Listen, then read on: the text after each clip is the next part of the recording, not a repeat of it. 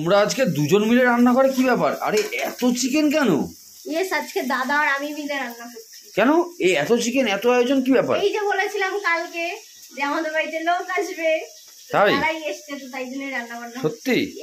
ওখানে অনেক মেনু আছে। আচ্ছা, এখানে আলু ভাজা দেখতে পাচ্ছি। এখানে কি কি রাখা আছে আমি তো বুঝতে পারছি না। ওরে সাবাস, এখানে মাছের মাথা দিয়ে কি একটা করা আছে, ঝোল ঝোল।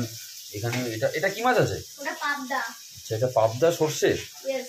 আচ্ছা, আর এখানে আছে সর্ষে পোস্ত দিয়ে পাবদা। আর এটা কি? ওটা হচ্ছে, এটা দই কাতলা আছে।